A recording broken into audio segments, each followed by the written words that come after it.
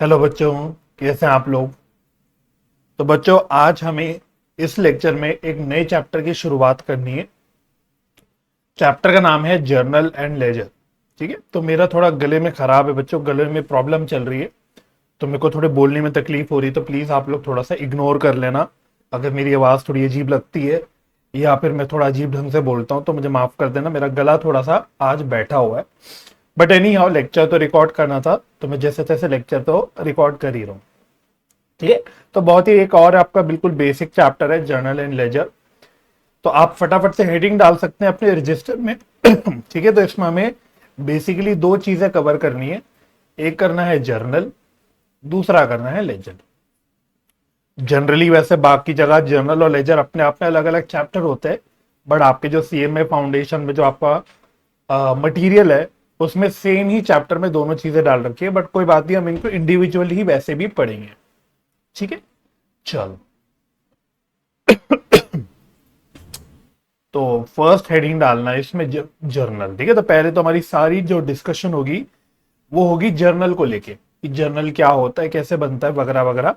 तो आप first heading डाल लेना जर्नल। तो इसमें लिखना जर्नल क्या होता है, फर्स्ट एरो डाल के। It is a book in which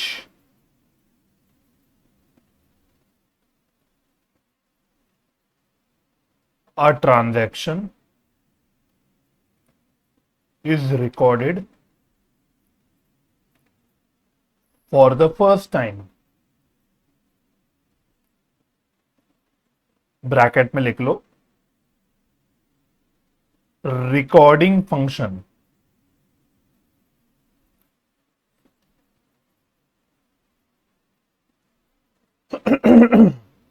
next arrow.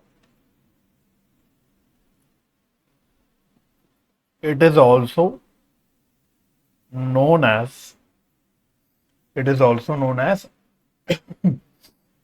books of original और प्राइम एंट्री।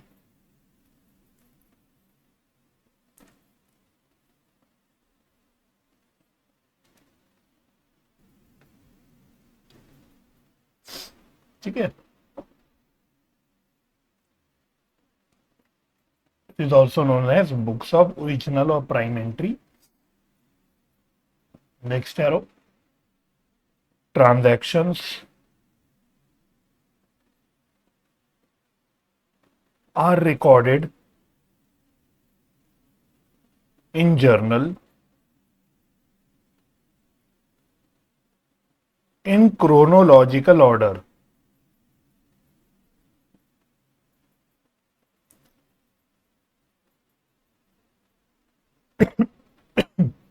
ठीक है, next arrow.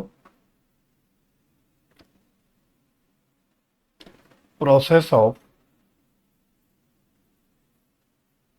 recording in journal is known as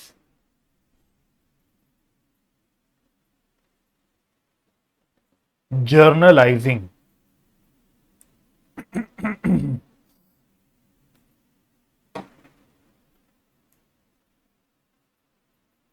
entries या entry recorded in journal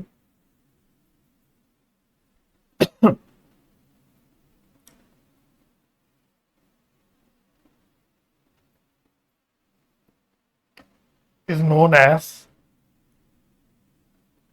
journal entry।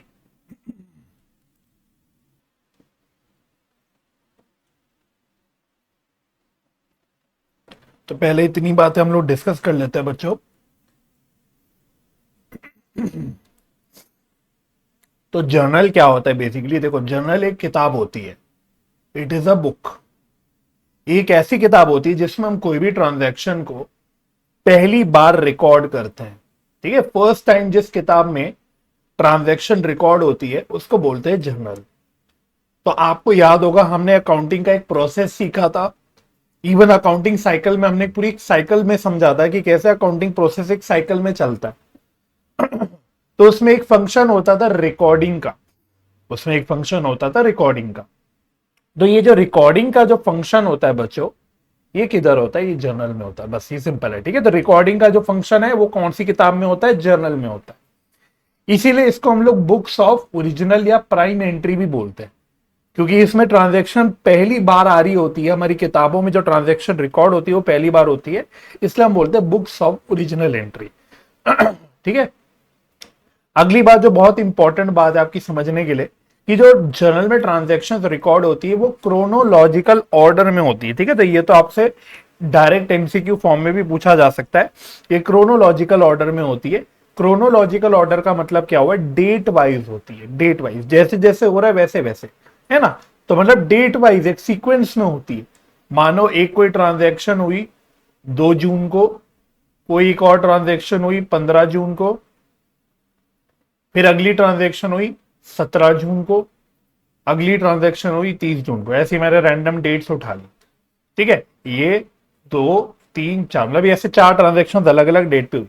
तो जब हम जर्नल में ट्रांजैक्शन रिकॉर्ड करते हैं तो बिल्कुल डेट वाइज करते हैं, मतलब पहले 2 जून की ट्रांजैक्शन आएगी, फिर 15 जून की ट्रांजैक्शन आएगी, फिर 17 जून की ट्रांजैक्शन रिकॉर्ड होगी, फिर 30 जून की ट्रांजैक्शन रिकॉर्ड होगी। उल्टी सीधी नहीं होगी, नहीं जी हम तो पहले 15 जून की ट्रांजैक्शन रिकॉर्ड करेंगे, उसके बाद सर तो हम तो 30 जून की ट्रांजैक्शन रिकॉर्ड करेंगे, फिर हम 2 जून की ट्रांजैक्शन रिकॉर्ड करेंगे, फिर हम 17 जून की करेंगे। मतलब ऐसे कोई भी ऑर्डर में, रैंडम ऑर्डर में नहीं रिकॉर्ड होता, जर्नल में एक डेट वाइज होता है। तो इसी को हम लोग क्या बोलते हैं कि ट्रांजैक्शन जो रिकॉर्ड होती है वो क्रोनोलॉजिकल ऑर्डर में होती है। I hope the point is clear. दूसरी बात, जो प्रोसेस होता है जर्नल में ट्रांजैक्शन रिकॉर्ड करने का, जो प्रोसेस होता है उस प्रोसेस को हम बोलते हैं जर्नलाइजिंग। क्या बोलते हैं? जर्नलाइजिंग। आपके बचपन में जो क्वेश्चंस आते थे, जैसे आप 12वीं में भी जैसे कंपनी अकाउंट्स के क्वेश्चन करते थे, तो क्वेश्चन आते थे जर्नलाइज करके दिखाओ, ट्रांजैक्शन बोलता है जर्नलाइज करके दिखाओ, ठीक है। तो प्रोसेस जो होता है उसको हम लोग क्या बोलते हैं? जर्नलाइजिंग। और जो एंट्री जो जर्नल में रिकॉर्ड होती है उसको हम लोग बोलते हैं जर्नल एंट्री। ये बड़ी बेसिक और कॉमन सेंस, मतलब कॉमन सेंस तो नहीं, बट हाँ बेसिक कॉन्सेप्चुअल बात है जो आप लोगों को वैसे पता होगी, ठीक है। चलो तो अब अगला एरो डाल के लिखो। अभी भी थोड़ा सा लिखना है। Functions of journal, what are the functions of journal? Functions of journal. तो बच्चों आई अपोलोजाइज अगेन, बार बार मुझे गले को थोड़ा सा करना पड़ रहा है एडजस्ट, थोड़ा गला मेरा बिल्कुल ही बैठ गया एकदम, तो प्लीज थोड़ा सा मैनेज कर लेना बच्चों। पहला है हिस्टोरिकल फंक्शन, हिस्टोरिकल फंक्शन। दूसरा है एनालिटिकल फंक्शन, एनालिटिकल स्पेलिंग क्या होती है? ANALYTICAL, है ना, एनालिटिकल फंक्शन, ठीक है। एनालिटिकल फंक्शन के आगे थोड़ी सी 1 2 लाइन की जगह छोड़ देना, इसमें थोड़ा सा कुछ लिखवा दूंगा। अगला होता है रिकॉर्डिंग फंक्शन।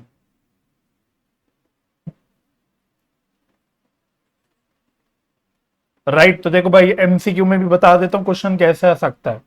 वो बोलेगा which of the following is not a function of journal. 4 option में से ये 3 ऑप्शन होंगे, चौथा कोई भी बकवास सा रैंडम सा ऑप्शन होगा। तो आपको पता होना चाहिए कि भाई जर्नल के क्या क्या फंक्शंस होते हैं। तो इसको आप ऐसी एक एब्रिविएशन चाहे तो बना लो, HAR, हार, HAR। Historical function, analytical function, recording function. Historical function का मतलब क्या हुआ कि जो हिस्ट्री में जो ट्रांजैक्शन हुई है वो दिखाता है, पास्ट ट्रांजैक्शन दिखाता है। हिस्ट्री का मतलब क्या हो गया? अभी हिस्ट्री का मतलब वो हिस्ट्री नहीं कि अकबर बीरबल, मतलब बीरबल कह रहा हूं, अकबर मुगल या महाराणा प्रताप के जमाने की कोई बात हो रही है, नहीं भाई। इट मीन्स कि हिस्टोरिकल मीन्स पास्ट में जो चीज हो गई वो ट्रांजैक्शन दिखाता है ना। तो आप इसमें ऐसे लिख लो, लिख सकते हो ताकि आपको याद रहे, पास्ट ट्रांजैक्शन। तो जर्नल में हमें पास में हुई हुई ट्रांजैक्शंस पता लगती है, इसलिए काइंड ऑफ हिस्टोरिकल फंक्शन ये फुलफिल करता है। एनालिटिकल फंक्शन में आप लिख लो debit and credit aspects are analysed. तो बच्चों आपको डेबिट क्रेडिट के रूल याद है जो हमने पुराने अपने चैप्टर में कराया था, मॉडर्न क्लासिफिकेशन के हिसाब से भी करा था, और एक ट्रेडिशनल या ब्रिटिश क्लासिफिकेशन के हिसाब से भी करा था, ब्रिटिश रूल बोलते थे। तो उसमें हम हर ट्रांजेक्शन में भी देखते थे कि डेबिट क्रेडिट एस्पेक्ट आते हैं, रूल्स हम बताते थे कि भाई ये अकाउंट के ये रूल्स हैं, अकॉर्डिंगली डेबिट क्रेडिट हम बनाते थे, राइट। तो ये वही बात है कि भाई जब आप जर्नल में, अब आगे जब हम देखेंगे फॉर्मेट आपको दिखाऊंगा, जब क्वेश्चन करके दिखाऊंगा, तो हम जर्नल में डेबिट क्रेडिट दोनों भी ट्रांजेक्शन रिकॉर्ड करते हैं। डेबिट एस्पेक्ट भी रिकॉर्ड होता है, क्रेडिट एस्पेक्ट भी रिकॉर्ड होता है। तो इस हिसाब से ये एनालिटिकल फंक्शन भी फुलफिल करता है, परफॉर्म करता है, मुझे बोलना चाहिए, बिकॉज यहाँ पे दोनों भी एस्पेक्ट्स यहाँ पे आपको रिकॉर्ड करने हैं। तो कोई भी ट्रांजेक्शन है आपको एनालाइज करना है कि ट्रांजेक्शन में क्या क्या अकाउंट इफेक्ट हो रहा है, उसका डेबिट एस्पेक्ट क्रेडिट एस्पेक्ट आपको दोनों भी रिकॉर्ड करते हुए चलना है, ठीक है, ठीक है। और लास्ट तो आपका रिकॉर्डिंग फंक्शन है। रिकॉर्डिंग फंक्शन में कोई बताने वाली बात ही नहीं है कि भाई अल्टीमेटली सबसे बड़ा जो फंक्शन हमने ऊपर भी बोला था कि रिकॉर्डिंग फंक्शन ये फुलफिल करता है कि भाई जो भी ट्रांजैक्शन हो रही है अकाउंटिंग प्रोसेस में, जो रिकॉर्डिंग वाला पार्ट है वो यहाँ पे परफॉर्म होता है। तो अकॉर्डिंगली रिकॉर्डिंग फंक्शन मतलब ट्रांजैक्शन हमारी बेसिकली रिकॉर्ड होती है जर्नल, ठीक है। तो एक्सप्लेनेशन आपसे एज सच नहीं पूछी जाएगी किसी भी फॉर्म में, बट आपको पता होना चाहिए कि क्या तीन मेन फंक्शंस है जर्नल के। एच ए आर हार, एच से हिस्टोरिकल, ए से एनालिटिकल, आर से रिकॉर्डिंग, ये तीन आपके फंक्शंस हो गए, ठीक है। बाकी बच्चों फॉर्मेट क्या होता है जर्नल का, मतलब आप लोगों को फॉर्मेट बताना मतलब आप लोगों की काबिलियत पे शक करना जैसा होगा बच्चों। फॉर्मेट तो आपको पता ही है क्या होता है, फिर भी चलो फॉर्मेलिटी के लिए भाई मेरे को तो अपना काम पूरा करना है ना। मैं ये नहीं बोल सकता कि भाई ये फॉर्मेट तो आपको आता ही होगा बोल के मैं इसको छुड़वा दूं। मेरा काम है फॉर्मेट बताना, है ना। वैसे मुझे पता नहीं कोई साइंस बैकग्राउंड का बच्चा भी देख रहा है कि नहीं देख रहा। कभी सीए में तो बहुत सारे साइंस बैकग्राउंड के बच्चे भी आ जाते हैं, सीए में I am not very sure, but हाँ मेरा फर्ज है बताना। कॉमर्स वाले बच्चों को तो पता ही है फॉर्मेट क्या होता है, लेकिन अब एक साफ साफ ढंग से एक बार फॉर्मेट बना के आपको दिखाना है। थोड़ी सी लाइन टेढ़ी हो गई यहाँ पे, बट अब हो गई तो हो गई, कोई बात नहीं। चलो, तो इस तरह का हमारा जर्नल दिखता है। इसमें पहला कॉलम होता है डेट का, फिर अगला कॉलम होता है पर्टिकुलर्स, फिर अगला कॉलम होता है एल एफ, एल एफ बोले तो लेजर फोलियो, फिर आपके अमाउंट के कॉलम होते हैं। पहला कॉलम होता है डेबिट का, दूसरा कॉलम होता है क्रेडिट का। और इसमें ट्रांजैक्शन कैसे रिकॉर्ड की जाती है, जो भी ट्रांजैक्शन हो रही है उसमें आपको रूल्स ऑफ अकाउंटिंग लगाना, मतलब मॉडर्न क्लासिफिकेशन ही बेटर रहता है। चाहे आप ट्रेडिशनल क्लासिफिकेशन लगाओ चाहे कुछ भी लगाओ, आपको चेक करना है कौन सा अकाउंट डेबिट होगा कौन सा अकाउंट क्रेडिट होगा। अकॉर्डिंगली जो अकाउंट डेबिट हो रहा है उसको हम, जो भी अकाउंट है उसका नाम लिख के उसको लिख देते हैं डेबिट, और जो अकाउंट क्रेडिट होता है उसको हम लिख देते हैं टू करके। इस तरह से क्रेडिट वर्ड नहीं यूज होता है बट टू करके लिखते हैं। और अमाउंट में कैसे लिखते हैं, डेबिट का अमाउंट यहां लिख देंगे, क्रेडिट का अमाउंट यहां लिख देंगे। और नीचे जो बहुत इंपॉर्टेंट, जो बचपन में आप बिल्कुल ही नजरअंदाज करते थे, एक नरेशन होती है, बीइंग व्हाटएवर। मतलब नरेशन का मतलब क्या हो गया, नरेशन का मतलब ट्रांजैक्शन की डिस्क्रिप्शन होती है। This is what, this is narration. तो यहां पे नरेशन आ जाती है। नरेशन का मतलब होता है ब्रीफ डिस्क्रिप्शन ऑफ ट्रांजैक्शन। मतलब अगर आपने गुड्स सेल करा और उसकी ट्रांजैक्शन रिकॉर्ड करी तो आप लिख दोगे बीइंग गुड्स सोल्ड। कैश में करा फॉर कैश लिख दोगे, अगर क्रेडिट पे करा टू जो भी है कस्टमर का नाम लिख दोगे, ब्रीफ डिस्क्रिप्शन ऑफ ट्रांजैक्शन, ठीक है। बाकी डेट्स वगैरह लिखनी होती है। हमने बोला भाई ट्रांजैक्शन क्रोनोलॉजिकली रिकॉर्ड होती है, तो जो भी डेट है आपकी अकॉर्डिंगली यहाँ पे डेट भी लिखनी होती है। तो ये बेसिकली आपका एक फॉर्मेट होता है सिंपल जर्नल का, ठीक है। अच्छा सर, लेजर फोलियो में वैसे आता क्या है, तो देखो आपको पता ही है, वैसे जब ट्रांजैक्शन रिकॉर्ड हो जाती है उससे हम अलग अलग लेजर अकाउंट में इसकी पोस्टिंग करते हैं, जो वैसे लेजर वाले पोर्शन में डिस्कस भी करेंगे। तो हर लेजर अकाउंट का अपना फोलियो नंबर होगा, मानो पेज नंबर होगा, या जिस भी पेज नंबर पे या जिस भी किताब की नंबर पे लेजर का अकाउंट है उसका हम यहाँ पे रेफरेंस डाल देते हैं, है ना। मानो मतलब जो भी यहाँ पे अकाउंट डेबिट किया है, अब मुझे उसका लेजर चेक करना है तो मैं लेजर फोलियो में चेक कर लूंगा कि इससे रिलेटेड लेजर फोलियो नंबर क्या है, और उससे मैं फटाफट से लेजर अकाउंट में उसको क्रॉस चेक कर सकता हूँ, ढूंढ सकता हूँ। तो ये काम होता है लेजर फोलियो का। हालांकि जब हम क्वेश्चंस वगैरह करते हैं तो वहां पे हमको कभी भी लेजर फोलियो की जरूरत नहीं पड़ती। आपका तो वैसे भी एमसीक्यू है, आपको तो वैसे ही फॉर्मेट नहीं बनाने। बट हाँ, वैसे हम जब भी अकाउंट्स पढ़ते हैं तो हमें लेजर फोलियो की जरूरत वैसे कभी नहीं पड़ती। बट हाँ, प्रैक्टिकली आपको पता होना चाहिए कि लेजर फोलियो भी बनता है और लेजर फोलियो का पर्पस क्या होता है। बेसिकली सिंपली ये स्पीकिंग, लेजर फोलियो मींस कि जो भी लेजर का अकाउंट नंबर जो भी जहां पे भी अवेलेबल है उसका हम यहाँ पे रेफरेंस नंबर डाल देते ताकि इजीली हम लोग इसको लिंक कर पाए, क्रॉस चेक कर पाए। पॉइंट क्लियर हो गया? ठीक है, चलो तो इसमें हम एक बात लिख लेते हैं, स्टार डाल के लिख लो एक point. Account to be debited and credited is as per rules of debit या क्रेडिट, ब्रैकेट में लिख लो, चाहे तो वही ट्रेडिशनल अप्रोच जिसको आप ब्रिटिश अप्रोच भी बोलते थे, ट्रेडिशनल अप्रोच, या मॉडर्न अप्रोच जिसको आप अकाउंटिंग इक्वेशन अप्रोच भी बोलते थे। भाई वो आपकी मर्जी है। वैसे तो मैं बोलता हूं प्रैक्टिकली मॉडर्न अप्रोच ही बेटर रहता है, इजी टू अप्लाई होता है, तो यूज भी वही होता है। मैं आपको पहले भी बता चुका हूँ शायद कि ट्रेडिशनल अप्रोच वैसे तो फॉलो ही नहीं होता। बट हाँ ठीक है, जो भी आप अप्रोच लगा रहे हो, डेबिट क्रेडिट जो भी अकाउंट आपको करना है वो आपका इस हिसाब से डिसाइड होता है और फिर आप इसको अपनी जर्नल के फॉर्मेट में ले आते हो। ये तो सिंपल बात होगी कि जर्नल क्या होता है, कैसे लिखते हैं वगैरह वगैरह।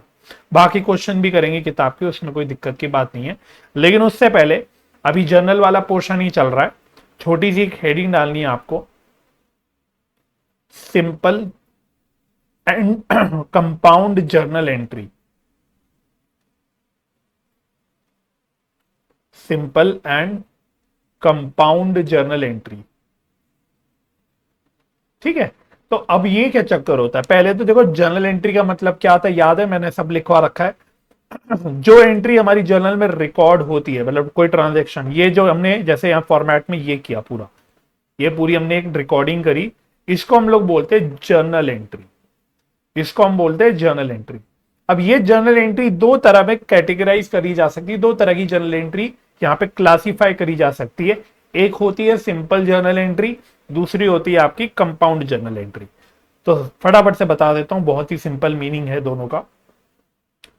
तो पहली है सिंपल जर्नल एंट्री। तो what is simple journal entry? तो इसमें लिख लो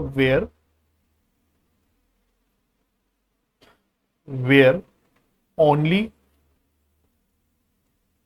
to accounts are affected. One is debited and other is credited. तो ऐसी एंट्रीज जिसमें सिर्फ दो अकाउंट आते हैं, सिर्फ दो अकाउंट, ओनली टू अकाउंट्स आते हैं। अब डबल एंट्री सिस्टम में होती है ना जनरल एंट्री, तो ऑब्वियस सी बात है भाई, हमने डबल एंट्री सिस्टम में बोला ही था कि एक चीज डेबिट होती है दूसरी क्रेडिट होती है। तो एक अकाउंट डेबिट होगा, एक अकाउंट क्रेडिट होगा। तो जहां पे जिस जर्नल एंट्री में सिर्फ दो अकाउंट आ रहे हैं, एक डेबिट हो रहा है एक क्रेडिट हो रहा है, ऐसी एंट्रीज को हम बोलते हैं सिंपल जर्नल एंट्री। एग्जाम्पल बता देता हूं इसका आपको, और एग्जाम्पल से बिल्कुल क्लैरिटी आ जाएगी। फॉर एग्जाम्पल है ना, तो एग्जाम्पल लिख लो, चाहे तो कुछ भी लिख लो। Goods purchased from Ram on credit for ₹10,000। मैंने राम से गुड्स परचेज करे, क्रेडिट पे परचेज करे। तो फटाफट से इसकी एंट्री क्या होगी? तो सर परचेज अकाउंट डेबिट होगा, गुड्स जब भी परचेज करते हो तो परचेज अकाउंट डेबिट होता है। 2 क्रेडिट पे परचेज करा, क्रेडिटर से परचेज करा तो लाइबिलिटी आ जाएगी, तो राम्स अकाउंट, अमाउंट आ गया 10,000। Simple, purchase to Ram, purchase to Ram. अब इस पूरी एंट्री में अगर आप चेक करोगे कितने नंबर ऑफ अकाउंट्स यूज करे गए, एक परचेज अकाउंट, दूसरा राम अकाउंट, सिर्फ दो अकाउंट हुए। एक अकाउंट डेबिट हुआ, देखो परचेज अकाउंट डेबिट हुआ है और एक अकाउंट क्रेडिट हुआ। ऑफ कोर्स दोनों सेम अमाउंट से ही डेबिट क्रेडिट होंगे। राम अकाउंट क्रेडिट हुआ, तो एक डेबिट हो रहा है, एक क्रेडिट हो रहा है। बस ऐसी एंट्रीज जिसमें सिर्फ दो अकाउंट आ रहे होते हैं, एक डेबिट हो रहा होगा, एक क्रेडिट हो रहा होगा, ऐसी एंट्रीज को हम बोलते हैं सिंपल जर्नल एंट्री। तो क्लियर हो गया simple journal entry, I hope so. तो अब कंपाउंड जर्नल एंट्री क्या होगी? क्या आप तुक्का लगा सकते हो? क्या आप तुक्का लगा सकते हो भाई कि कंपाउंड जर्नल एंट्री क्या होगी? तो सेकंड लिख लो, compound journal entry.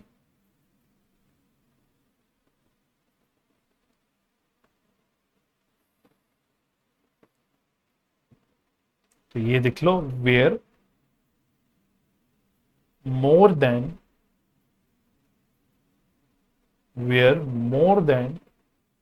two accounts are affected, more than two accounts are affected, मतलब ऐसी जर्नल एंट्री जहां पे दो से ज्यादा अकाउंट आ रहे होंगे, ऐसी जर्नल एंट्रीज को हम बोलते हैं कंपाउंड जर्नल एंट्री। ठीक है, अब दो से ज्यादा का मतलब कुछ भी हो सकता है, 3, 4, 5, वो डिपेंड करता है और ट्रांजैक्शन टू ट्रांजैक्शन डिपेंड करेगा कि कितने अकाउंट आ रहे हैं। भाई खाली दो अकाउंट आ रहे हैं तो वो सिंपल जर्नल एंट्री हो गई। एक अकाउंट वाला केस कभी होगा नहीं डबल एंट्री सिस्टम में, क्योंकि डबल एंट्री सिस्टम में हमने सीखा ही क्या हुआ है कि हर ट्रांजैक्शन का एक डेबिट एस्पेक्ट है, एक क्रेडिट एस्पेक्ट है, मतलब एटलीस्ट दो अकाउंट तो होंगे ही होंगे डबल एंट्री सिस्टम में जब आप जनरल एंट्री बनाओगे। और सिंगल एंट्री सिस्टम में जनरल एंट्री बनाने की बात ही नहीं होती। भाई जनरल एंट्री का जो पूरा अकाउंटिंग की बात आती है, ये आती है डबल एंट्री सिस्टम में। तो जब आप दो अकाउंट खाली यूज कर रहे हो जनरल एंट्री में तो वो तो सिंपल जनरल एंट्री है। वहीं अब दो से ज्यादा जैसी अकाउंट हो जाते हैं किसी जनरल एंट्री में तो उसको हम बोल देते हैं कंपाउंड जनरल एंट्री। ठीक है सर, एग्जांपल बताओ, तो लिख लो चाहे तो फॉर एग्जांपल, बढ़िया वाला एग्जांपल लिखवाता हूं।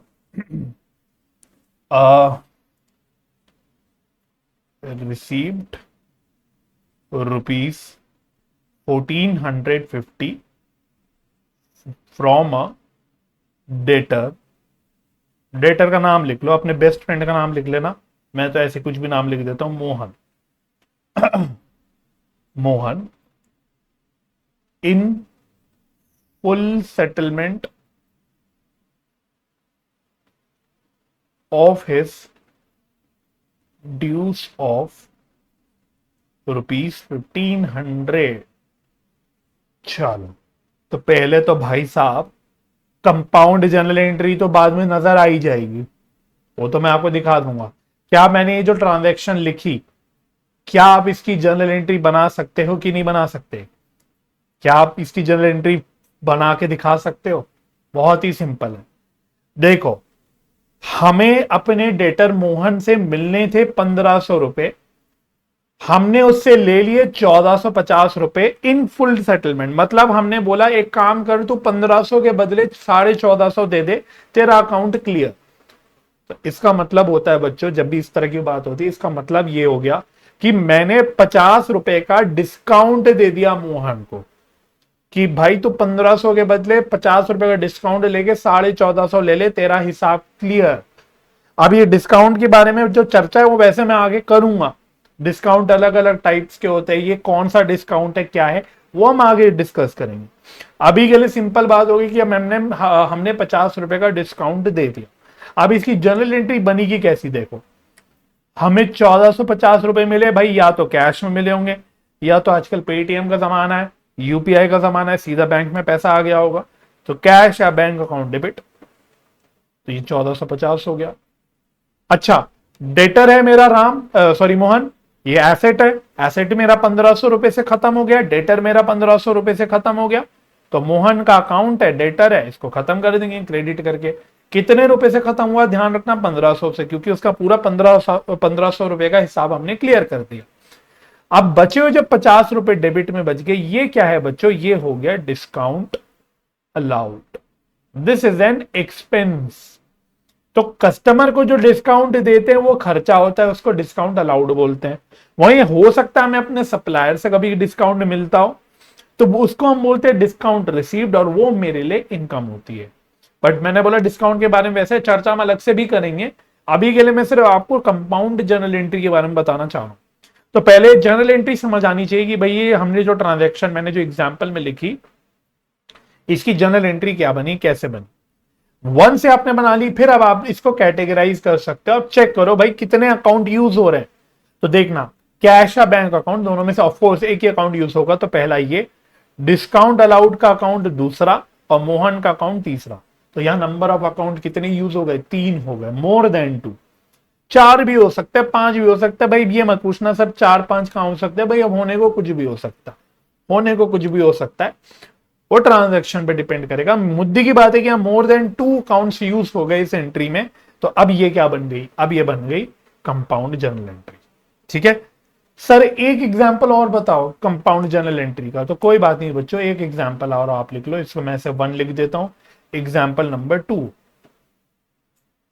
एग्जांपल नंबर 2 लिखना। गुड्स परचेज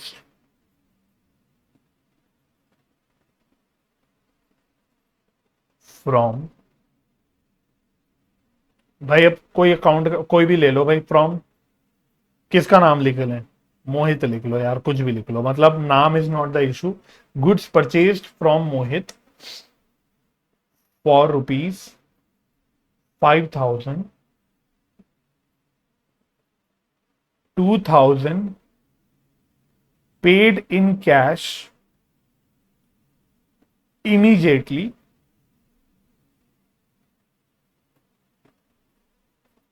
and balance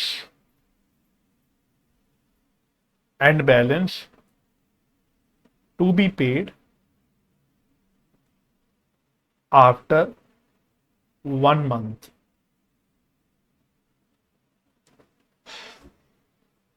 तो मोहित है, इससे हमने 5,000 रुपए के गुड्स खरीदे, जिसमें से 2,000 रुपए तो मैंने कैश में तुरंत दे दिए, और रिमेनिंग जो बैलेंस बच गए यानी 3,000 रुपए जो बैलेंस बच गए, वो हमने बोला कि हम 1 महीने बाद पे करेंगे। तो यानी कि यहाँ पे 5,000 की परचेज में से 2,000 की परचेज कैश में हो गई, और रिमेनिंग 3,000 की परचेज क्रेडिट में हो गई। तो पहले ट्रांजैक्शन समझ आ गई हमको, यस सर। अब इसकी एंट्री बनाओ भाई, इसकी जर्नल एंट्री क्या बनेगी, परचेज अकाउंट डेबिट होगा सर। टोटल परचेज हमने 5,000 रुपए की करी, ये परचेज अकाउंट डेबिट होगा। इसमें से 2,000 रुपए कैश में पे कर दिए, तो टू कैश 2,000, और बैलेंस 3,000 की परचेज क्रेडिट पे है, तो उसके लिए हम क्रेडिटर को दिखा देंगे टू मोहित अकाउंट। तो भाई जर्नल एंट्री बहुत ही मतलब सिंपल है। पहले तो आपको क्लियर होना चाहिए कि जर्नल एंट्री कैसे बना रहा हूं मैं, क्योंकि अगर जर्नल एंट्री ही नहीं बनानी आएगी तो क्या कंपाउंड एंट्री, क्या सिंपल एंट्री, सब बातें इररेलीवेंट हो गई। क्योंकि पहले तो आपको एंट्री बनानी है, फिर तो आप उस एंट्री को कैटेगराइज करोगे सिंपल और कंपाउंड में। एंट्री नहीं बनेगी तो क्या कैटेगराइज करोगे। तो पहले भाई एंट्री एकदम क्लियर होनी चाहिए। ठीक है, अब 1 से एंट्री क्लियर हो गई। अब फिर से चेक करो इसमें कितने नंबर ऑफ अकाउंट यहां पे यूज करे आपने। 1 परचेज अकाउंट किया, 2 कैश अकाउंट किया, तीसरा मोहित अकाउंट किया। सर अगेन यहां पे हमने मोर देन 2 अकाउंट्स यूज करे। इसका मतलब ये भी अब क्या हो गई, ये भी हो गई अब आपकी compound journal entry. Now I believe कि अब आपको simple journal entry and compound journal entry दोनों क्या होती है ये अच्छे से समझ आ गया होगा। ठीक है, बाकी अब एक बार आपको मैं आपके स्टडी मटेरियल में लेके आता हूं, उस पे क्वेश्चन देखो जर्नल एंट्री के कैसे क्वेश्चन आ रखे हैं, मतलब कैसे डाल रखे हैं आपके इंस्टीट्यूट ने। तो देखो इलस्ट्रेशन नंबर 11 है।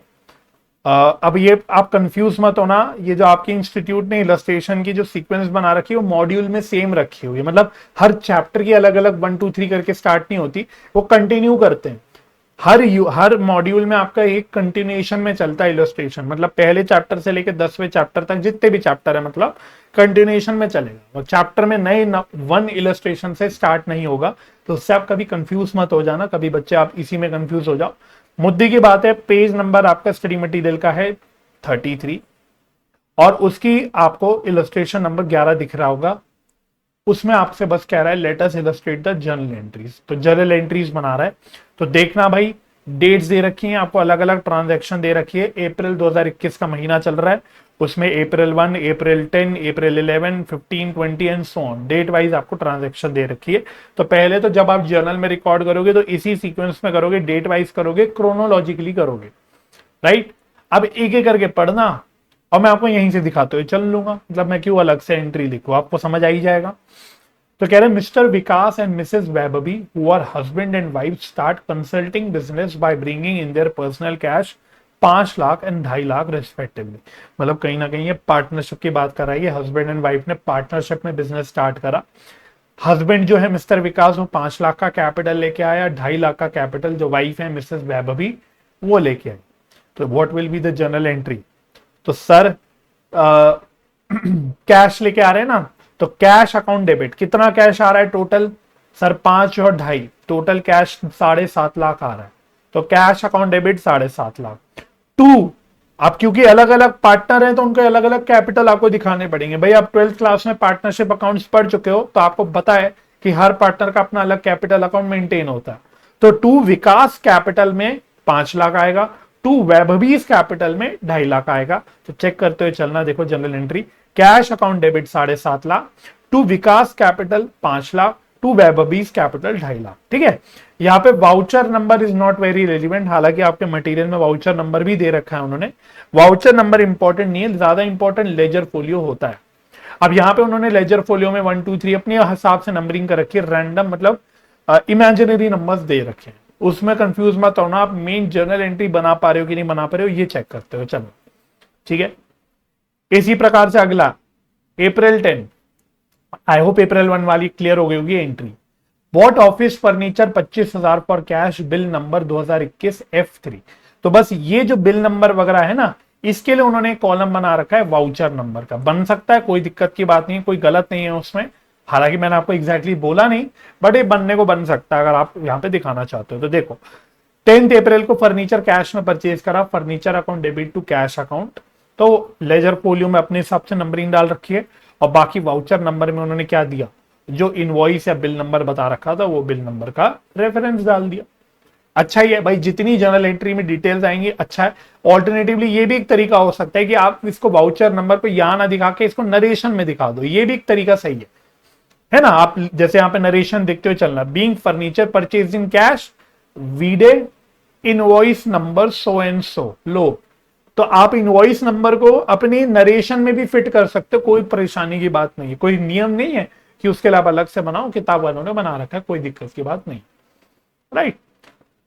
अच्छा, उसके बाद अप्रैल 11 में बोला open the current account with PP national bank by depositing 1 lakh. तो 7.5 लाख रुपए का कैश आया था, ठीक है, उसमें से 25,000 चला गया, तो 7,25,000 का कैश अभी भी बचा है। तो हमने क्या किया, एक बैंक में अकाउंट खोल लिया। करेंट अकाउंट मतलब बिजनेस का जो बैंक में अकाउंट खुलता है वो करेंट अकाउंट खोलता है। वहीं हम जो अपने खुद के पर्सनल अकाउंट खोलते हैं वो सेविंग्स अकाउंट होता है। ये बेसिक नॉलेज आपको होनी चाहिए। तो बिजनेस के जो बैंक में अकाउंट खुलते हैं उनको हम करेंट अकाउंट बोलते हैं, करेंट अकाउंट की कैटेगरी में आते हैं, ठीक है। हाँ, हमारे अपने जो अकाउंट होंगे, आपके मम्मी पापा के जो अकाउंट बैंक में खुलते होंगे वो नॉर्मल सेविंग्स अकाउंट होते हैं, ठीक है। एनीवे, हमने एक बैंक अकाउंट खोला कोई पीपी नेशनल बैंक से, तो क्या एंट्री होगी भाई, कॉन्ट्रा एंट्री होगी। Bank account debit to cash account 1 lakh, ये लो देखो। तो बैंक अकाउंट डेबिट मेन है, बैंक अकाउंट डेबिट हो गया, पीपी नेशनल लिख दिया उसने, टू कैश अकाउंट 1 लाख रुपए, कोई दिक्कत की बात नहीं, ठीक है। नरेशन भी देखते हो चलना भाई, देखो नरेशन भी आते हैं। Being current account open with PP national bank by depositing cash. उसके बाद paid office rent of 15,000 for the month by cheque to messrs realtors properties. देखो यहां उसने वाउचर नंबर बता दिया, तो आप अब वाउचर नंबर में डाल सकते हो कुछ। तो 15 अप्रैल को ऑफिस रेंट पे किया, तो rent account debit to bank account आएगा। रीजन भी क्योंकि चेक से पे करा, जब भी चेक से पेमेंट होती है, चेक मिलता है तो बैंक में आता है सीधा, हमेशा हम यही मानते हैं। हालांकि एक टाइप ऑफ चेक ये भी होता है जो बियरर चेक होता है, जो बेसिकली आप कैश में भी सीधा ले सकते हो, बट मोस्टली जब चेक बनाया जाता है तो बैंक टू बैंक ट्रांजेक्शन के लिए ही किया जाता है। बात समझ आ रही है? तो जब भी चेक लिखा होता है हमारी क्वेश्चंस में, हमारी ट्रांजैक्शंस में, तो हमें बैंक अकाउंट ही यूज करना होता है।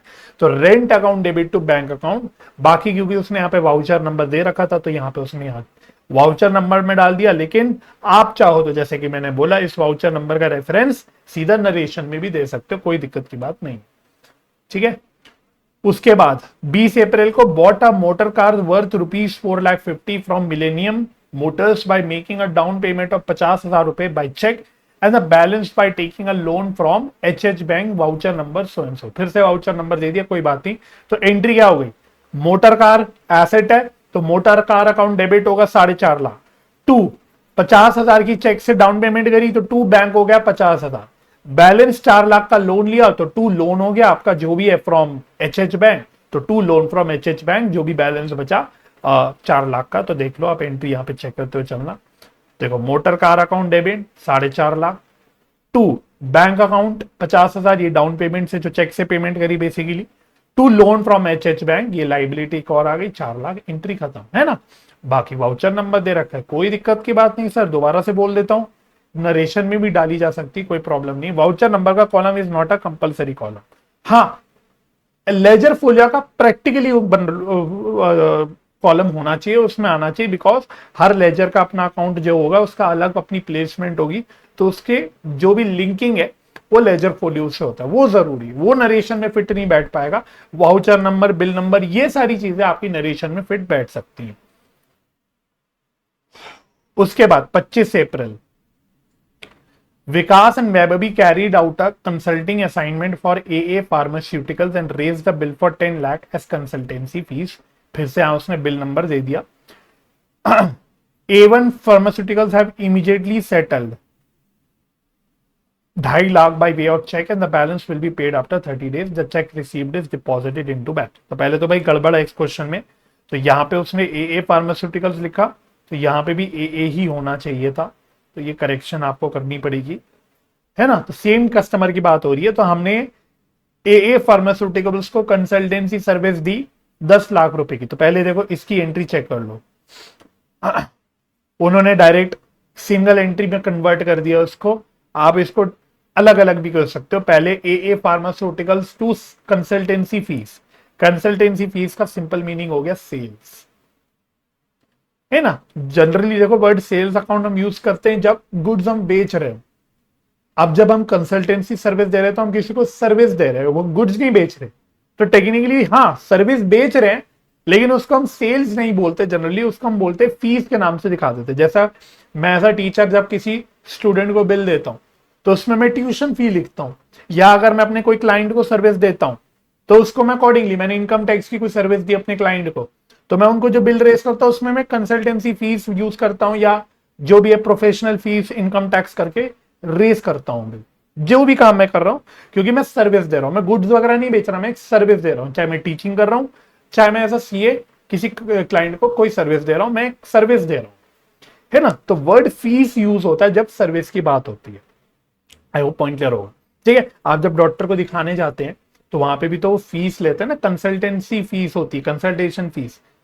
जब आप ओपीडी वगैरह में डॉक्टर वगैरह को हॉस्पिटल्स में दिखाने जाते होंगे तो वो फीस के नाम से आप वहां पे देते हैं, वही बात है, क्योंकि ये सब सर्विस है।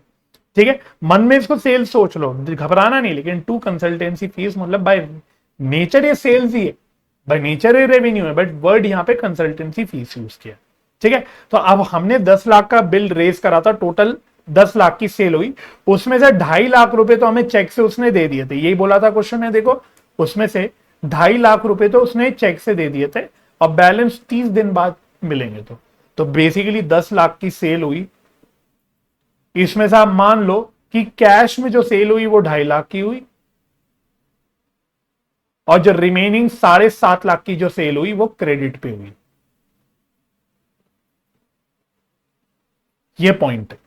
तो देखो एंट्री उसने अकॉर्डिंगली यही करी, जो कैश में चेक से सेल हुई उसको बैंक अकाउंट डेबिट कर दिया, इधर आओ, बैंक अकाउंट डेबिट। जो क्रेडिट वाला पोर्शन है उसके लिए उन्होंने ए फार्मा यानी मतलब डेटर अकाउंट को डेबिट कर दिया, और टू सेल्स लिखने की जगह टू कंसल्टेंसी फीस लिख दी। आई होप कोई कंफ्यूजन नहीं रही होगी इस वाली एंट्री।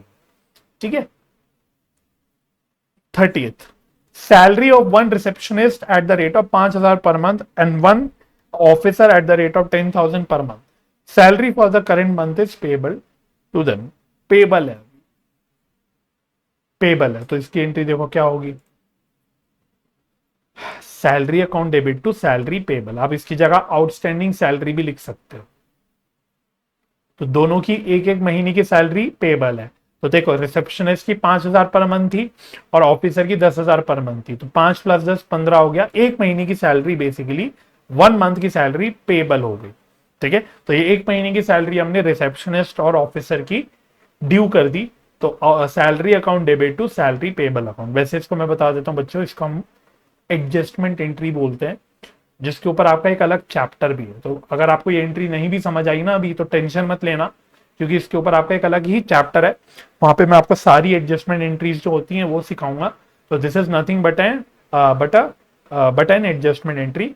तो एडजस्टमेंट एंट्री जैसे आउटस्टैंडिंग एक्सपेंस हो गया, प्रीपेड एक्सपेंस हो गया, एक्रूड इनकम हो गया, इनकम रिसीव्ड इन एडवांस, मतलब ये सारी चीजें जो होती है, डेप्रिसिएशन हो गया, इनको हम बोलते हैं एडजस्टमेंट एंट्रीज। जो ईयर एंड पे या जब क्लोजिंग हो रही होती है तब हम पास करते हैं, तो वहां पे और क्लैरिटी आ जाएगी। समझ आ गया? ठीक है, इसी प्रकार से चलो अगला इलस्ट्रेशन भी देख लेते हैं। Illustration number 12। इलस्ट्रेशन नंबर 12 बड़े सिंपल सिंपल जर्नल एंट्री के आपके क्वेश्चन है। कह रहे generalized the following transaction in the books of mister Roy. तो फिर से जो सारी ट्रांजेक्शन हो रही है वो 2021 में अप्रैल महीने में हो रही है। तो और डेट वाइज ही आपको दे रखी है, इसी ऑर्डर में सारी एंट्रीज आपकी जर्नल में रिकॉर्ड होगी। ठीक है, चलो चलो तो अप्रैल 1 में पढ़ना, अप्रैल 1 में क्या कह रहा है वो। तो हम मिस्टर रॉय की किताब में जर्नल एंट्री रिकॉर्ड कर रहे हैं। He started business with a capital of plant 10,000, bank 8,000, stock 12,000।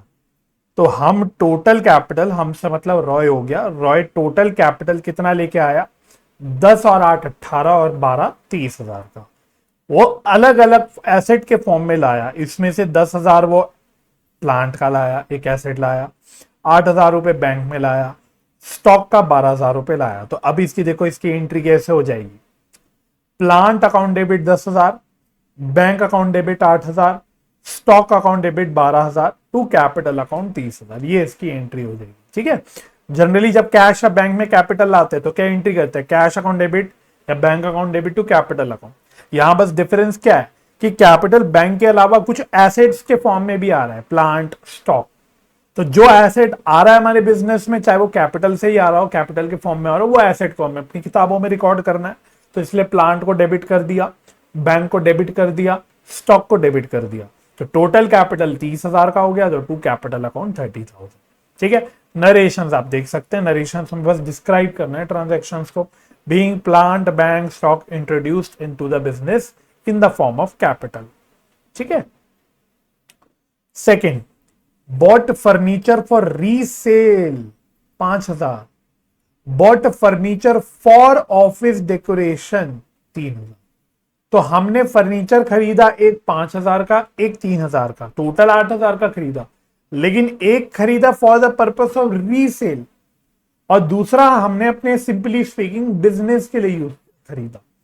तो देखो, जो बिजनेस के लिए हमने फर्नीचर खरीदा वो एक कैपिटल एक्सपेंडिचर है, उसको हम लोग फिक्स्ड एसेट मान के फर्नीचर में दिखा देंगे। और जो रीसेल के लिए खरीदा वो मतलब मैं कहीं ना कहीं फर्नीचर में डीलिंग कर रहा हूं, कहीं बोला उसने वैसे नहीं, बट मान लो मैं फर्नीचर में डीलिंग ही करने वाला हूं, मैं फर्नीचर का ही बिजनेस खोल रहा हूं, इसलिए मैंने कुछ फर्नीचर रीसेल करने के लिए भी खरीदा, तो ये मेरे लिए गुड्स हो गया। ठीक है, तो एक फर्नीचर मेरे लिए क्या हो गया, गुड्स हो गया, क्योंकि मैंने रीसेल के लिए खरीदा। और एक मेरा फिक्स्ड एसेट हो गया, बिकॉज ये मैंने ऑफिस के लिए यूज करना या ऑफिस के लिए खरीदा। जो गुड्स खरीदा वो परचेज अकाउंट में आ जाएगा, जो फिक्स्ड एसेट खरीदा वो अलग से एसेट के अकाउंट में आ जाएगा, चेक कर लेना। Purchase account debit to bank, furniture account debit to bank. अब वो अलाइनमेंट गड़बड़ हो रखी है, आप इसको सिंगल एंट्री में भी लिख सकते थे, कंपाउंड एंट्री बना के लिख सकते थे। Purchase account debit 5,000, furniture account debit 3,000 to bank account 8,000। ये भी एंट्री ठीक हो गई। उन्होंने सिंपल जर्नल एंट्री बना दी दो दो, मैंने दोनों को कंबाइन करके कंपाउंड एंट्री बना दी, दोनों भी अपनी जगह ठीक है। ठीक है, चलो third, paid rent out of personal cash for 2000। ये अच्छा पॉइंट है, हमने अपने पर्सनल कैश से 2000 का रेंट पे करा। तो देखो रेंट है, बिजनेस का खर्चा है, तो रेंट तो आएगा खर्चे के नाम से, रेंट अकाउंट डेबिट। लेकिन टू कैश नहीं, खाली कैश पढ़ के ये नहीं कि आंख बंद करके हम कैश लिख दे, भाई कैश तो हमारे पास था ही नहीं, हम तो बैंक में पैसा लाए थे। पर्सनल कैश से पे करा, तो इसको एक प्रकार से हम बोलेंगे कि ये हमारा कैपिटल बढ़ गया। ये कैपिटल बढ़ गया कि पर्सनल फंड्स में से मैंने बिजनेस का खर्चा पे करा, तो कहीं ना कहीं हम इसको अपनी कैपिटल अकाउंट में दिखा दें कि कहीं ना कहीं मैं और कैपिटल लेके आया, है ना। अब वो लेके आते ही मैंने रेंट में पे कर दिया, बट मैंने क्या करा, मैं कैश में अपने पर्सनल कैश से रेंट पे करा, तो rent account debit to capital. तो देखते किताब वाला ने क्या एंट्री कर रखी है, देखो rent account debit to capital. इसमें आप ये मत बोलना कि सर पहले हम कैश लाने की एंट्री कर ले फिर पे करने की कर ले, नहीं, क्योंकि हमने कभी कैश टेक्निकली बिजनेस में लेके नहीं आए।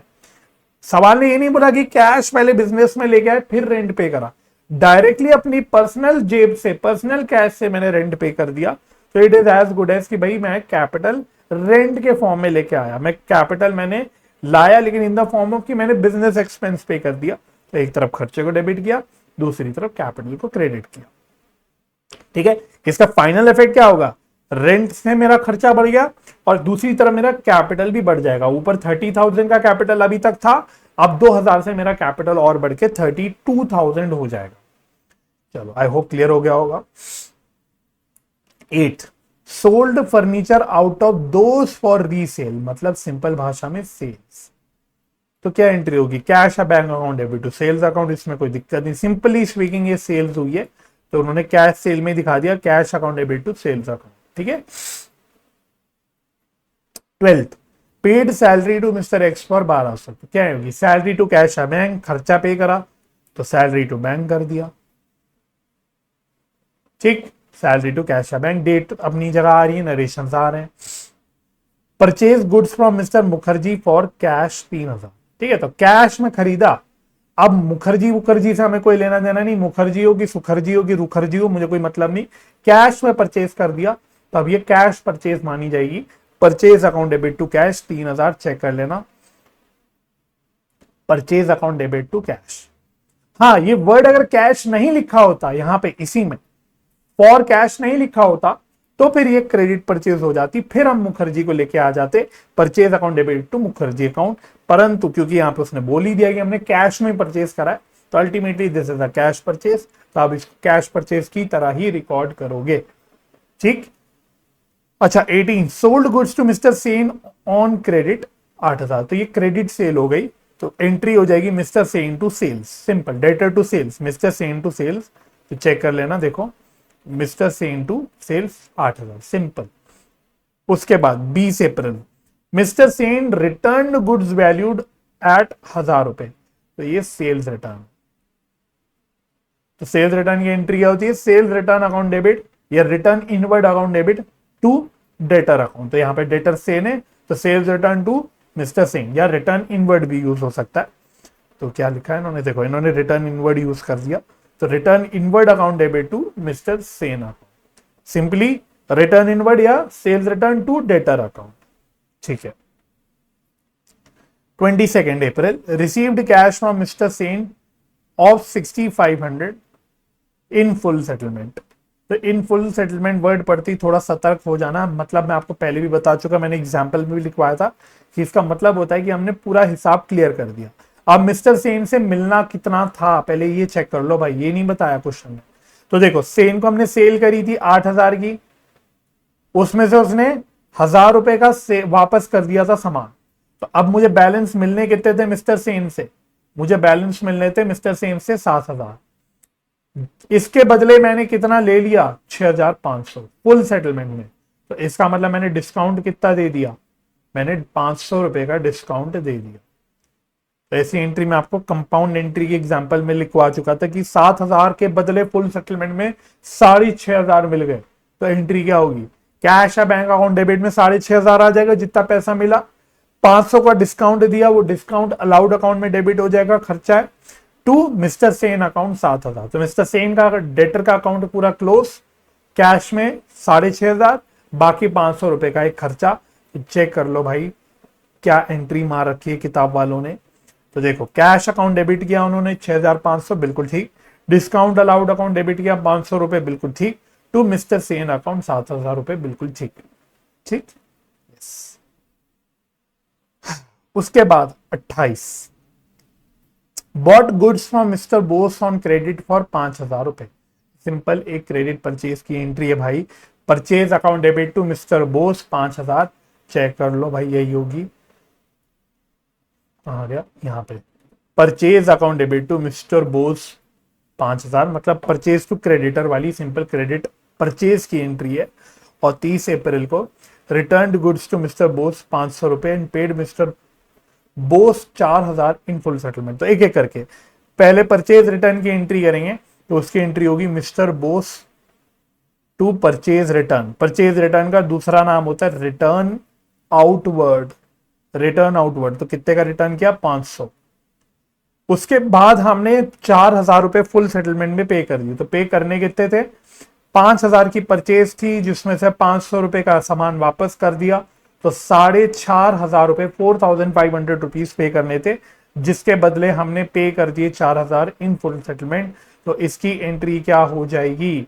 तो बहुत सिंपल है। मिस्टर बोस का अकाउंट तो पूरा क्लियर हो गया 4,500 रुपए का। टू कैश या बैंक जैसे भी पे करा हमने 4,000 रुपए, और 500 रुपए का डिस्काउंट आपके मिल गया, हमको दिया नहीं मिल गया। तो ये मेरा फायदा हो गया, इनकम हो गई। तो इसको बोल देते हैं टू डिस्काउंट रिसीव्ड। समझ आ गया? ठीक है, क्लियर हो गया। तो किताब वालों की एंट्री चेक कर लो। तो इन्होंने सिंगल एंट्री में पास कर दिया। मिस्टर बोस का पूरा 5,000 से जो अकाउंट क्रेडिट था वो डेबिट हो गया। इसमें से 500 रुपए का परचेज रिटर्न है, रिटर्न आउटवर्ड है। कैश अकाउंट 4,000 रुपए कैश में पे करा जो, और बाकी 500 रुपए का डिस्काउंट मिल गया। तो बेसिकली जो मैंने एंट्री लिखी, इसको अगर आप मिला दोगे, जोड़ दोगे, क्लब कर दोगे, तो यही एंट्री आपकी निकल के आ जाएगी। तो इस तरह से आपको जर्नल करने होते हैं, है ना। मतलब पिछले सवाल में एक जगह जहां हमने कंपाउंड एंट्री बनाई, किताब वालों ने अलग एंट्री बनाई। यहाँ पे हमने अलग एंट्री बनाई, तो किताब वालों ने कंपाउंड एंट्री कर दी। मतलब आप चाहे अलग अलग एंट्री करके दिखा दो, चाहे कंपाउंड एंट्री करके दिखा दो, उससे कोई खास फर्क पड़ता नहीं। अल्टीमेटली एंट्री आपकी वैसी ही बनती है। चलो जी, I hope this is clear. और अब हम आगे बढ़ सकते हैं। तो वापस अपने नोट्स पे आ जाते हैं। ठीक है, अभी भी भाई जर्नल ही चल रहा है। जर्नल में अपने आप में लंबा डिस्कशन है भाई। तो अगली हेडिंग डालना, types of journal. Types of journal. चलो, तो भाई दो तरह के जर्नल होते हैं, इसमें दो बाइफरकेशन निकाल सकते हो। एक में लिखेंगे स्पेशल जर्नल, और दूसरे में लिखेंगे, बोलने में अजीब लगेगा, टंग ट्विस्टर टाइप लगेगा, जनरल जर्नल। ठीक है, जनरल जर्नल को हम जर्नल प्रॉपर भी बोलते हैं। इसमें कुछ ज्यादा है नहीं। Journal proper is just normal journal, just like normal journal. Main जो डिस्कशन का पॉइंट है वो है with respect to special journal. तो यहां पे क्या क्या होती है स्पेशल जर्नल? एक होता है कैश बुक या बैंक बुक। तो इसकी ऊपर ही हमारा एक अलग ही चैप्टर है, तो मैं वहां पे ही डिस्कस करूंगा। उसके बाद एक बुक होती है हमारी परचेज बुक, इसके बारे में चर्चा इसी में करेंगे अभी थोड़ी देर में। फिर एक होती है हमारी सेल्स बुक, इसके बारे में भी चर्चा हम इसी में करेंगे अभी थोड़ी देर में। फिर एक होती है आपकी purchase return book, purchase return book, या फिर इसका दूसरा नाम होता है रिटर्न आउटवर्ड बुक। ठीक है, इसी से कंधा मिला के अगला बुक चलता है। परचेज रिटर्न कर दिया तो दूसरा हो गया सेल्स रिटर्न बुक, और इसका दूसरा नाम होता है रिटर्न इनवर्ड बुक। ठीक। अच्छा, उसके बाद एक और बुक होती है जो वैसे हमारे सिलेबस में एज सच नहीं है, बिल्स रिसीवेबल बुक। इसका लिंक हमारे एक अलग ही चैप्टर से है, बिल्कुल अलग, अगले मॉड्यूल जो मॉड्यूल 2 है बेसिकली, उससे लिंक है इसका। तो इसके बारे में ज्यादा चर्चा वैसे हम करेंगे नहीं। और इसी का भाई जो होता है वो होता है बिल्स पेबल बुक। तो आप ये लिस्ट बना लो, मतलब ये स्पेशल जर्नल्स होती हैं बेसिकली सारी, cash book, bank book, purchase book, sales book, purchase return book, sales return book, या return outward book, return inward book, फिर bills payable book, bills receivable book. ठीक है, इनको हम बोल रहे हैं स्पेशल जर्नल्स। स्पेशल जर्नल्स बोलते क्यों है वैसा भी हम डिस्कस करेंगे, बट ये अलग अलग जर्नल हम एक specific type of special transaction record करते हैं। जैसे परचेज बुक में हम सिर्फ परचेज की ट्रांजेक्शन दिखाएंगे, सेल्स बुक में हम सिर्फ सेल्स की ट्रांजेक्शन दिखाएंगे, परचेज रिटर्न बुक में हम सिर्फ परचेज रिटर्न की ट्रांजेक्शन दिखाएंगे एंड सो, इसलिए इनका नाम पड़ेगा स्पेशल जर्नल्स। वैसे इनको सब्सिडरी बुक्स भी बोला जाता है। क्या बोला जाता है? सब्सिडरी बुक्स भी बोला जाता है। और जो ट्रांजैक्शन किसी और स्पेशल बुक में नहीं आ पाती, उनको घर कहां मिल जाता है? उनको जनरल जर्नल या जनरल प्रॉपर में मिल जाता है। ये भी मैं आपको बाद में बता दूंगा। ठीक है, तो एक एक करके जो आपको बेसिकली बुक्स मुझे करवानी है वो आप डाल देना। तो अगली हेडिंग डालना, purchase book.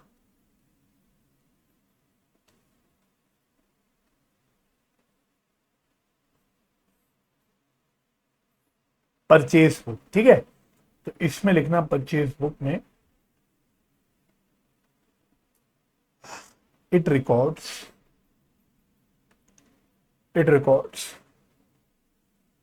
Credit purchase of goods. It records credit purchase of goods. Important शब्दों पे ध्यान देना। क्रेडिट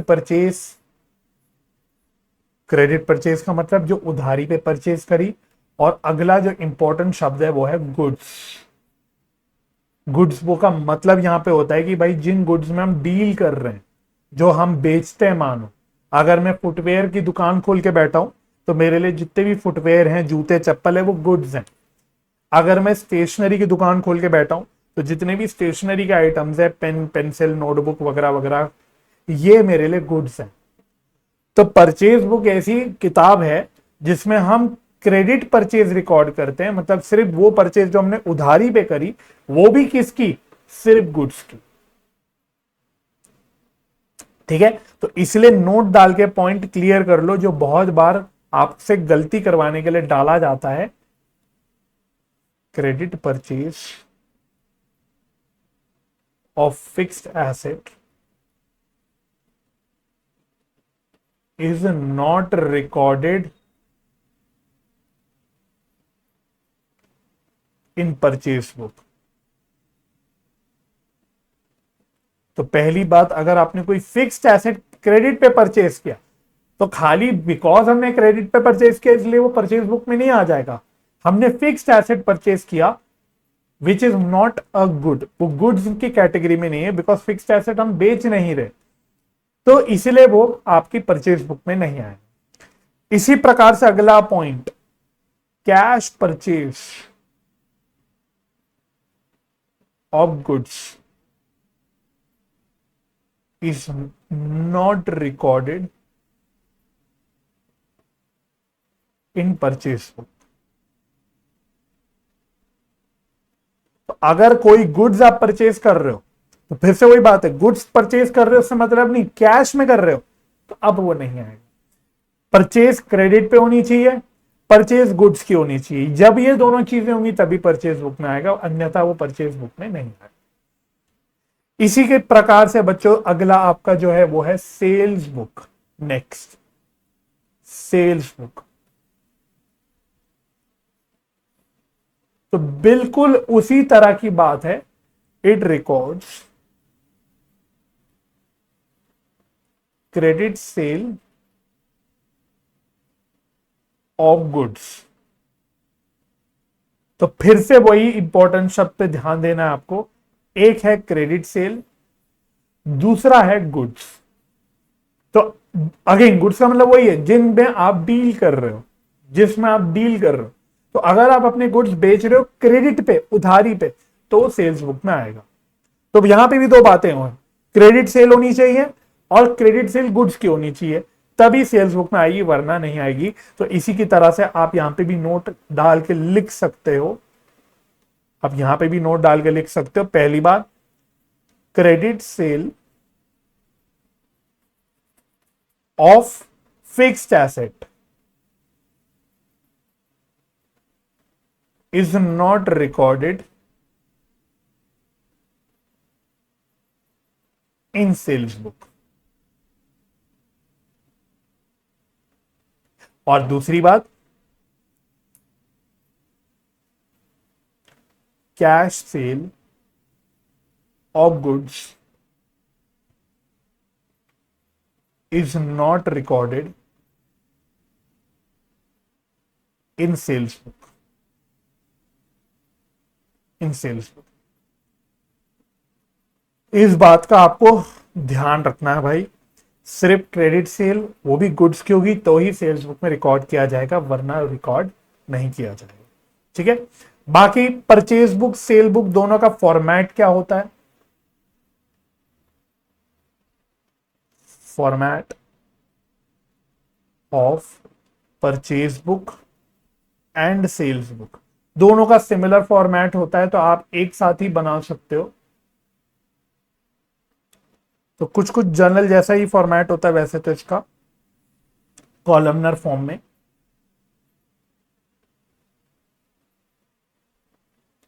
ठीक है।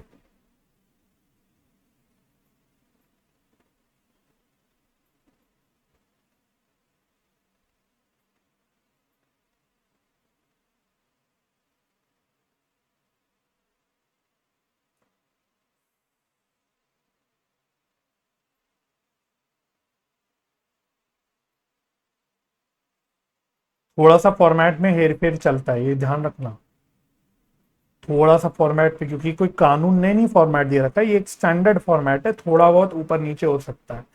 भाई आप बिल लेते हो, आप कहीं से सामान खरीदते हो, है ना, आप अलग अलग कपड़ों की दुकान से सामान खरीदते हो, तो उनका जो बिल होता है वो सिमिलर फॉर्मेट में होता है, थोड़ा बहुत हर दुकान का अपने बिल का फॉर्मेट चेंज हो सकता है, तो वही वाली बात है।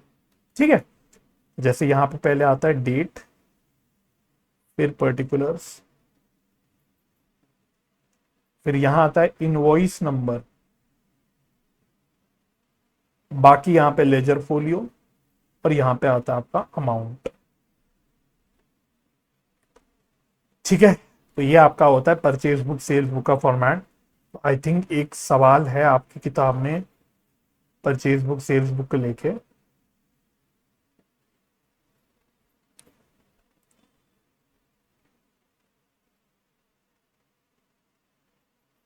चलो देखो, इलस्ट्रेशन नंबर 13।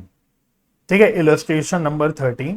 तो आपको ये परचेज बुक के पॉइंट ऑफ व्यू से देखना है। परचेज बुक पेज नंबर देख लेना, सामने दिख ही रहा होगा आपको, पेज नंबर आपकी किताब का है 38। ठीक है, पेज नंबर 38 पे इलस्ट्रेशन नंबर 13। तो पहले तो फॉर्मेट पे तो फिट हो जाएगी चीजें, कोई प्रॉब्लम नहीं होगी। आप ये देखना कि क्या आप परचेज बुक में आएगा नहीं आएगा, ये चीज सोच पा रहे हो कि नहीं सोच पा रहे। तो पढ़ लो एक बार, बॉट 20 टेबल्स एट 500 रुपए पर table from MM appliances on credit at 12% trade discount. देखो ट्रेड डिस्काउंट क्या होता है ये अभी हम आगे डिस्कस करेंगे वैसे, तो उसकी चिंता मत करना। As per invoice number so and so 22334 on 2 March. उसी प्रकार से अगला पहले पढ़ लो, purchased 3 dozen chairs at 250 rupees each from Metro Charge as per so and so invoice number. फिर second hand furniture bought from Golden Furniture on credit as per invoice number so and so on 7 March. फिर purchased 7 book racks from Mayur Furniture for 4900 and paid for in cash on 6th March. फिर purchased machinery for 30,000 from Kirloskar Limited on 9th March as per so and so invoice number। तो सारी purchases पढ़ने के बाद आपको क्या अंदर से आवाज आ रही है कि हम किस चीज का बिजनेस कर रहे हैं, हम किस प्रोडक्ट पे डील कर रहे हैं। आप देखो हम मेजॉरिटी फर्नीचर खरीदे जा रहे हैं और वो भी ज्यादा नंबर में। टेबल खरीदी तो सीधा 20 टेबल खरीदी, चेयर खरीदी तो 3 दर्जन चेयर खरीदी, मतलब 36 चेयर खरीदी। तो इससे मुझे ये तो क्लियर हो गया कि मेरे गुड्स क्या है, मेरे लिए गुड्स क्या है, फर्नीचर।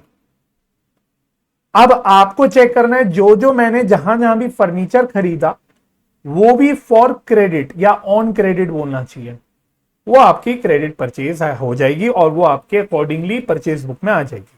तो पहला हमने जो टेबल खरीदा था ये क्रेडिट पे खरीदा था, तो will this come in purchase book? The answer is yes, ये परचेज बुक में आ जाएगा। इसी प्रकार से सेकंड जो परचेज 3 दर्जन चेयर हमने खरीदी फ्रॉम मेट्रो चेयर्स, कुछ नहीं लिखा, सप्लायर का नाम लिखा है, कैश में खरीदा ये नहीं लिखा, this is again a credit purchase, ये भी आपके परचेज बुक में आ जाएगी। थर्ड में हमने सेकेंड हैंड फर्नीचर खरीदा, अगेन ऑन क्रेडिट साफ साफ लिख दिया, चाहे भाई सेकेंड हैंड खरीदो चाहे नया खरीदो, अपने बिजनेस में बेचने के लिए खरीद रहे हो, वो आपके गुड्स की कैटेगरी में आ रहे हो, वो आपके लिए स्टॉक है, तो वो आपके लिए क्रेडिट परचेज की कैटेगरी में आ जाएगा, ये भी आपका परचेज बुक में आ जाएगा। फिर 7 बुक रैक्स खरीदे मयूर फर्नीचर से, लेकिन फॉर कैश, गुड्स खरीदा फर्नीचर खरीदा परंतु कैश में खरीद लिया। तो मैंने आपको बोल दिया नोट में, इसलिए स्पेशली लिखवाया कि गुड्स परचेज इन कैश ये परचेज बुक में भाई साहब नहीं आएगा, तो this will not come in purchase book, मतलब this will not be recorded in purchase book.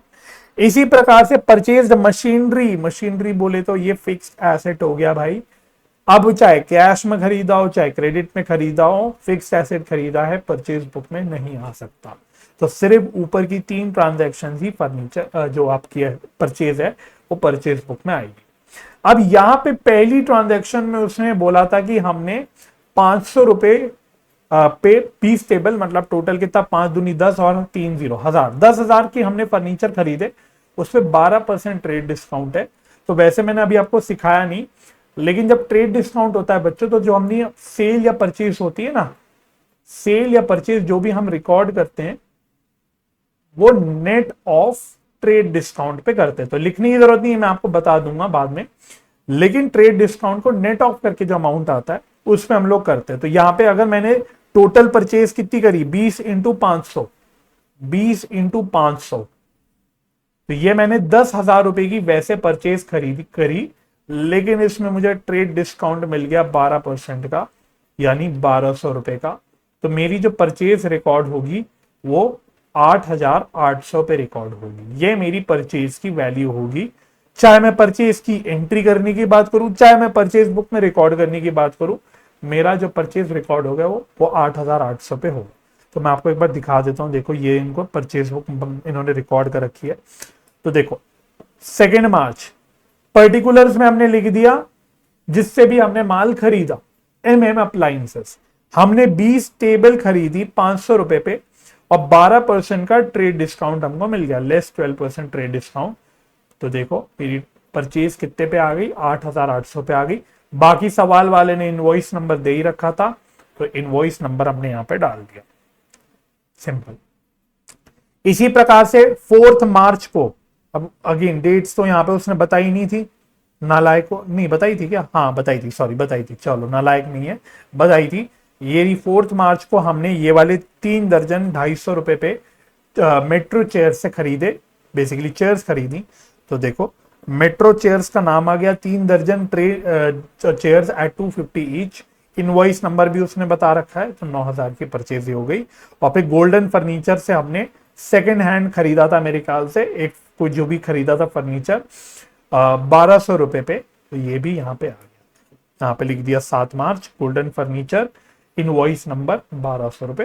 तो टोटल मेरी परचेज कितनी की हो गई, 19,000 की, ठीक है। बाकी देखो उन्होंने नोट में दे ही रखा है, उन्होंने बोला कि transaction for purchase of books rack will not be entered on purchase day book as it is not purchase on credit.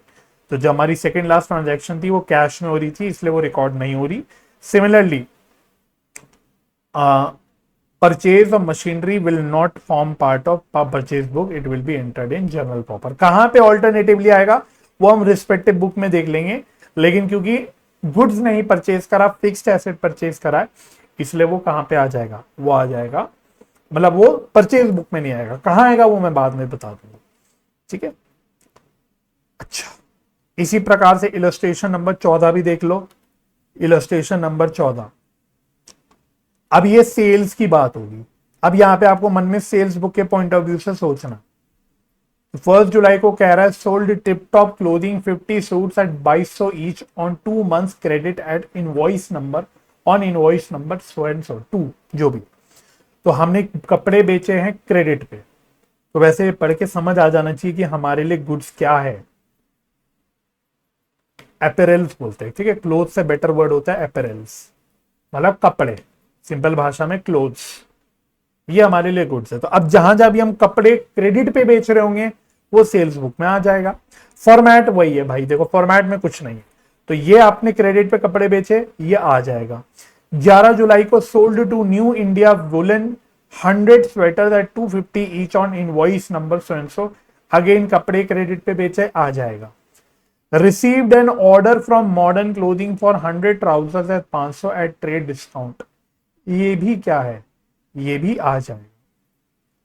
उसके बाद 17 जुलाई को sold 50 saris to Lumkad brothers at 250, आ जाएगा।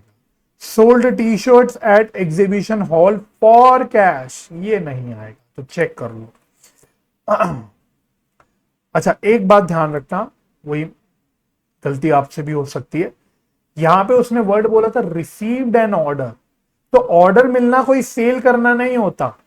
तो यस, यहां पे कपड़ों का ऑर्डर है, क्रेडिट पे होगा, लेकिन ये ऑर्डर है भाई, सेल नहीं हुई अभी। ऑर्डर मिलना is not equal to sale. मुझे ऑर्डर मिल गया तो इसका मतलब ये नहीं कि मैंने सेल कर ली, भाई ऑर्डर बाद को कैंसिल भी हो सकता है। तो ऑर्डर मिलना इज नॉट सेल, इसलिए ये नहीं आएगा। तो अल्टीमेटली क्या क्या ट्रांजेक्शन आपकी सेल्स बुक में आएगी, 1 जुलाई वाली आ जाएगी, 11 जुलाई वाली आ जाएगी, 17 जुलाई वाली आ जाएगी। चेक कर लेना, देखो 1, 11 और 17।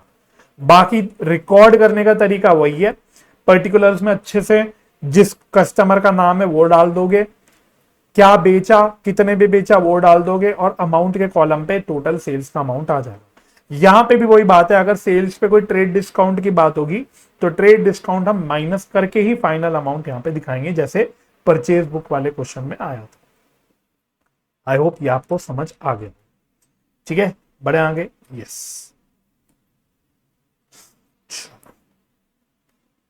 नेक्स्ट नेक्स्ट हमारे जो स्पेशल जर्नल है वो है परचेज रिटर्न बुक।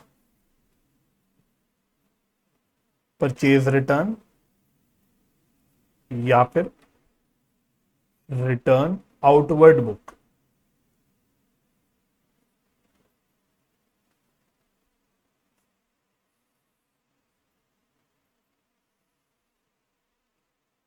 तो इसमें लिखना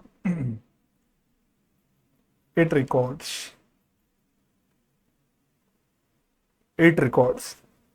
return of goods purchased on credit. Basically यार आपने जो परचेजेस को परचेज बुक में रिकॉर्ड करा, कौन सी परचेजेस को परचेज बुक में रिकॉर्ड किया था, क्रेडिट परचेज ऑफ गुड्स को आपने परचेज बुक में रिकॉर्ड किया था। अब उनमें से अगर आप कोई गुड्स वापस कर रहे हो, रिटर्न कर रहे हो, तो वो परचेज रिटर्न बुक में या रिटर्न आउटवर्ड बुक में आ जाएगा। इसलिए हमने यहां पे क्या लिखा, it records return of goods purchased on credit. Goods जो हमने उधारी पे क्रेडिट पे परचेज की थी, उसकी वापसी जब होती है तो उसको हम बोलते हैं परचेज रिटर्न, और बेसिकली उसी को हम लोग परचेज रिटर्न बुक में रिकॉर्ड करते हैं, ठीक है। अब इसका फॉर्मेट अलग अलग बना लेते हैं। देखो इसका छोटा सा फॉर्मेट,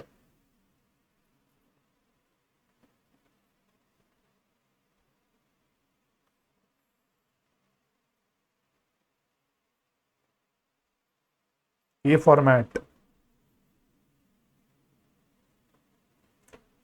ठीक है। एक ये कॉलम हो गया, एक ये कॉलम हो गया यहां पे,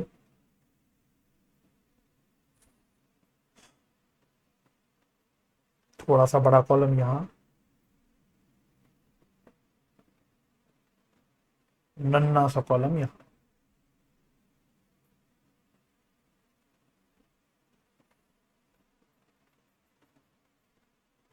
ठीक है, तो यहां डेट आती है, यहां पर्टिकुलर्स आ गया। अब यहां ध्यान से लिखना, debit note number, debit note number, ये इंपॉर्टेंट है, डेबिट नोट नंबर। बाकी कुछ नहीं, यहां लेजर फोलियो, यहां अमाउंट। तो बिल्कुल रिकॉर्ड करने का तरीका बस है वही सेम है, बस ध्यान क्या रखना है आपको कि यहां पे डेबिट नोट नंबर आता है। क्यों? तो बेसिकली जब हम परचेज रिटर्न करते हैं तो हम अपने सप्लायर को बताते हैं भाई हम आपको अपनी किताब में डेबिट कर रहे हैं। देखो परचेज रिटर्न की एंट्री क्या है, लिखना मत, सोचना मन में बस। परचेज रिटर्न की एंट्री क्या होती है? क्रेडिटर या जो भी है supplier account debit to purchase return, simply ये एंट्री होती है। तो बेसिकली हम अपने क्रेडिटर को, सप्लायर को अपनी किताबों में क्या करते हैं? डेबिट करते हैं। तो बस हम यही बताने के लिए एक डॉक्यूमेंट इशू कर देते हैं अपने क्रेडिटर को, जिसको बोला जाता है डेबिट नोट। जैसे जब गुड्स बेचते हैं या खरीदते हैं तो बिल आता है, इनवॉइस होता है। तो गुड्स जब वापस करते हैं तो हम लोग डेबिट नोट इशू कर देते हैं, बताने के लिए कि आपको अब हम अपनी किताब में डेबिट कर रहे हैं भाई, क्योंकि हम आपको सामान वापस कर रहे हैं। ठीक है, तो इस डेबिट नोट का भी अपना नंबर होता है, जैसे बिल का नंबर होता है, इनवॉइस का नंबर होता है, इसका भी नंबर होता है। तो बस उसका रेफरेंस हमें यहां पे डालना होता है। पॉइंट क्लियर हो गया? ठीक है, इसी प्रकार से इसका भाई जो है अगला, सेल्स रिटर्न या return inward book.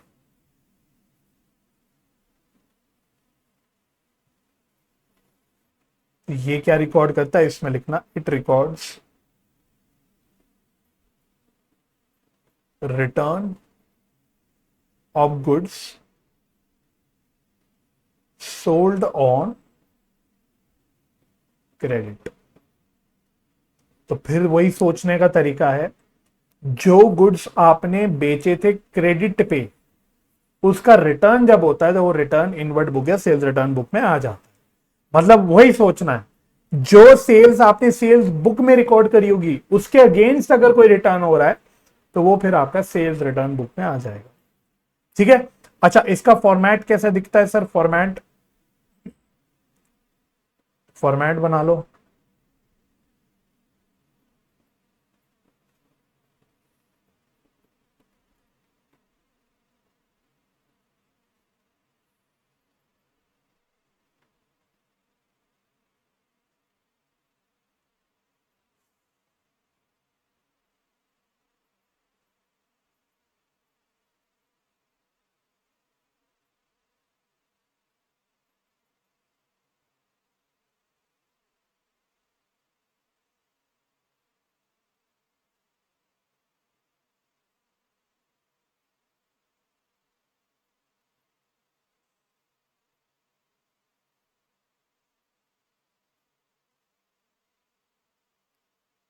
Date, particulars, यहां ध्यान से लिखना है फिर से, क्रेडिट नोट नंबर। ठीक है, लेजर फोलियो और अमाउंट, ये ध्यान रखना है भाई, क्रेडिट नोट नंबर। ठीक है, तो जब सेल्स रिटर्न होती है तो हम क्रेडिट नोट इशू कर देते हैं अपने सप्लायर को, सॉरी कस्टमर को। तो देखो सेल्स रिटर्न की एंट्री क्या होती है? सेल्स रिटर्न की एंट्री होती है sales return account debit to debtor या कस्टमर अकाउंट, यही एंट्री होती है सेल्स रिटर्न की। तो इसका मतलब हम अपने डेटर को क्या कर रहे हैं? अपनी किताबों में क्रेडिट कर रहे हैं। तो वही बात है, हम अपने कस्टमर को, डेटर को एक क्रेडिट नोट इशू कर देते हैं, बताने के लिए कि हम अपनी किताब में आपको क्रेडिट कर रहे हैं। अकॉर्डिंगली उस क्रेडिट नोट का अपना नंबर होता है, तो उसका रेफरेंस हमको यहां पे देना होता है बस।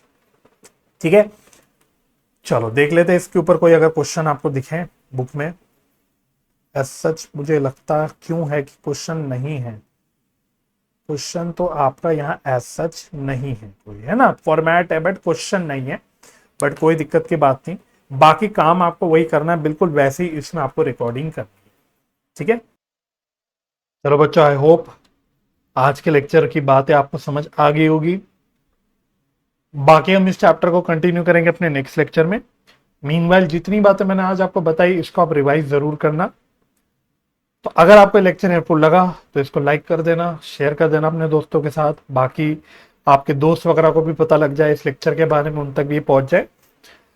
बाकी कमेंट कर सकते हैं आप, बाकी मुझे इंस्टाग्राम पे रीच आउट कर सकते हैं, मेरा इंस्टाग्राम आईडी है C_student।